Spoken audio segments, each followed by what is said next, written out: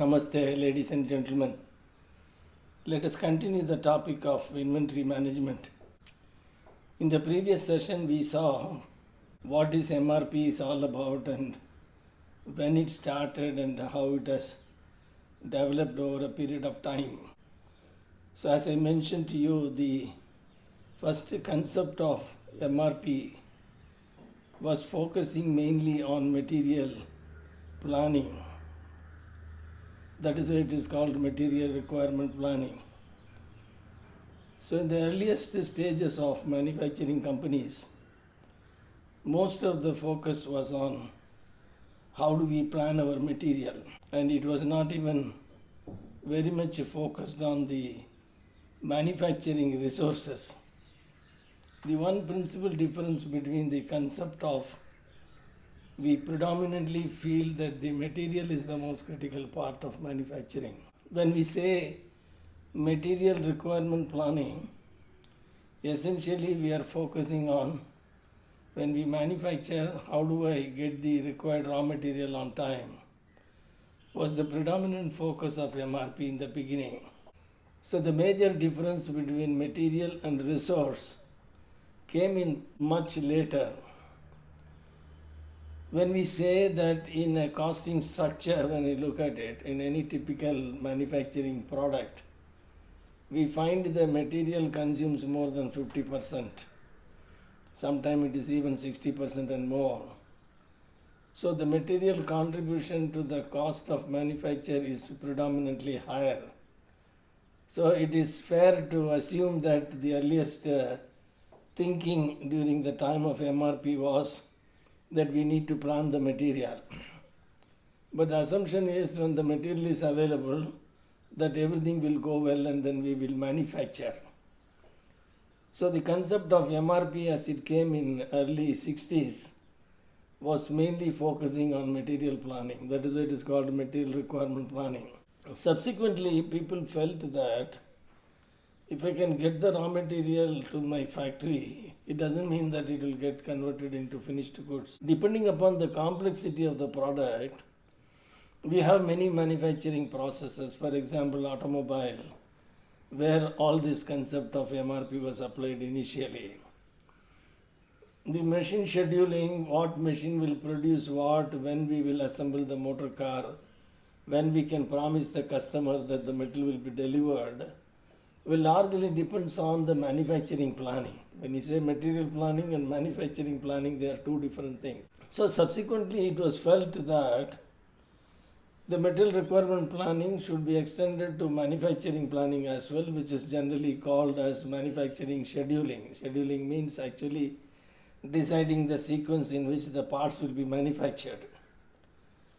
So after the 70s, probably more than a decade later than MRP came, so the concept of manufacturing planning came into existence. With the result, they wanted to add the material requirement planning as per the Joseph Orlik's concept of MRP, and then they wanted to bring in the machine scheduling.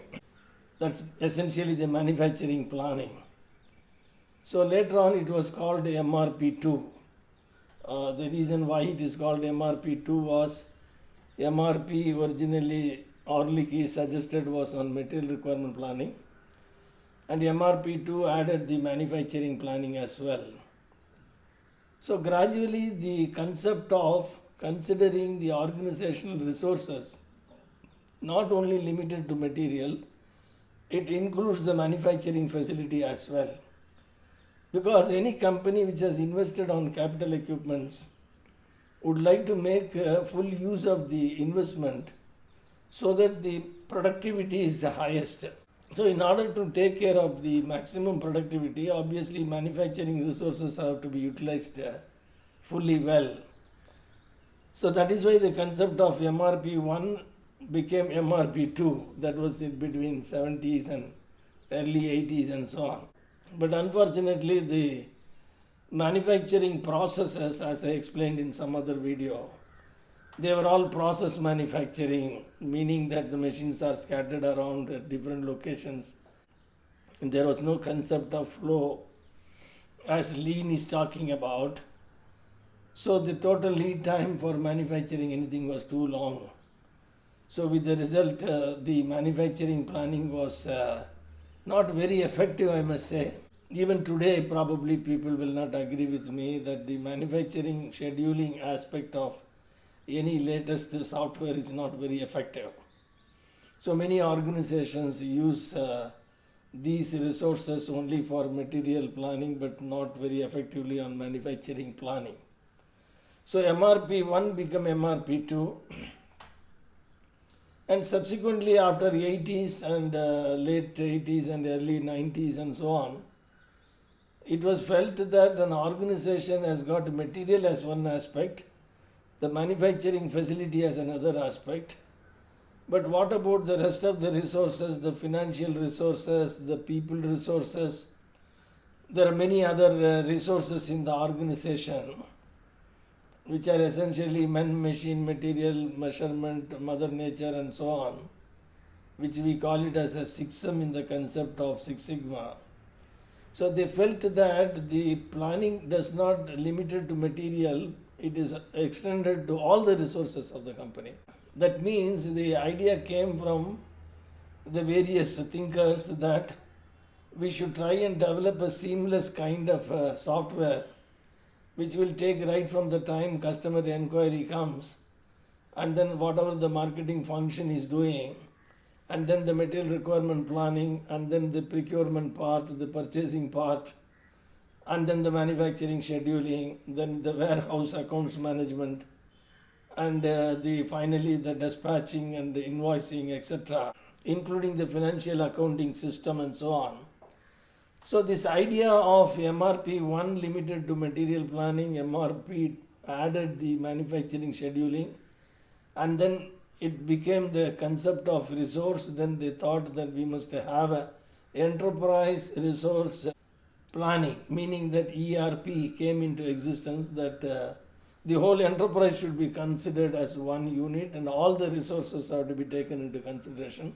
The power of application development, etc., have come from the software engineering. So MRP2 became the ERP. So today when you say ERP, it becomes enterprise resource planning. That means MRP, as Orlicki proposed, was material requirement planning, which is limited to the procurement part. MRP2 brought about the manufacturing planning part, and then ERP included the entire enterprise resources. That means ERP assumes that there is no resource management of the company is left out in the whole planning process. This is the history of MRP becoming MRP2 and then become ERP. But essentially, the last point I want to mention in this session is that the earlier concept of MRP as proposed by Joseph Orlicki continues to exist in the current ERP systems as well.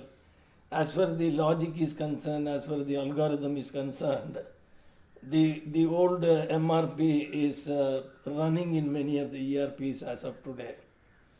So going forward, I will explain what is the disadvantage of MRP as of now, and then we will take this subject forward. Thank you very much for your patient listening. I hope that this session of converting MRP into ERP has been useful to you. Take care. Thank you for your listening. God bless you.